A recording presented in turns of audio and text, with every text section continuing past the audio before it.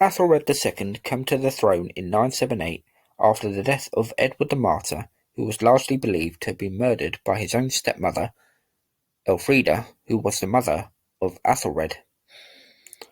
Elfrida had had Aethelred with her husband, King Edgar the Peaceful, and her decision to murder the 16-year-old Edward the Martyr cleared the way for her son Aethelred to become king.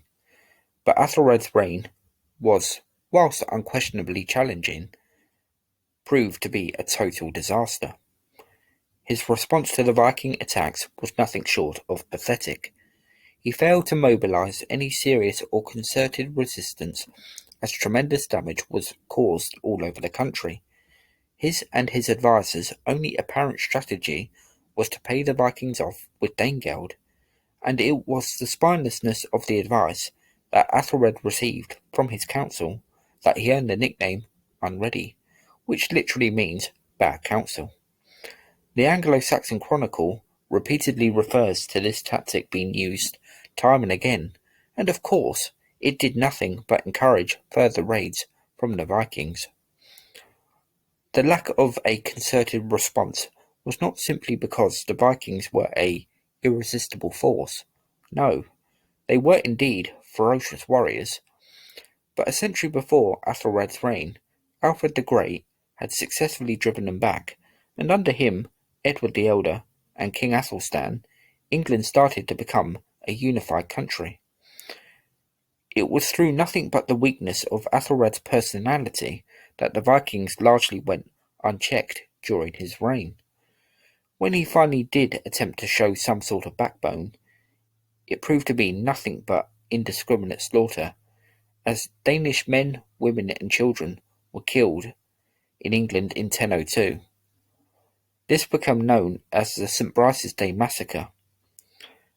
In the slaughter, the sister of the King of Denmark was killed, and that proved to come back to haunt Aethelred as King Svein Forkbeard intensified the raids on England in revenge, and Aethelred was deposed in 1013, after which he fled to Normandy with his sons, including the future Edward the Confessor. Svein didn't enjoy the throne of England for long, and he died just a few weeks later in early 1014. Aethelred was called back by the English nobles and ruled for another 2 years, but Svein's son Canute eventually won the succession against the rival claim of Edmund Ironside. Perhaps the wisest course of action for King Aethelred would have been to have stepped down in favour of his son Edmund Ironside earlier on. Edmund Ironside proved to be a formidable warrior, and the Vikings were indeed intimidated by him, and that is why, after Canute had agreed to split the Kingdom of England with Edmund Ironside, that he had Ironside murdered.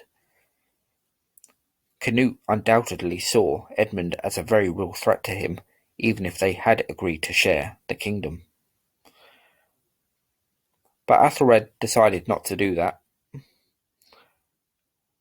and ultimately he really didn't have many redeeming kingly qualities, and perhaps he didn't have the common sense to recognise that Edmund Ironside would have been a better alternative to him as king.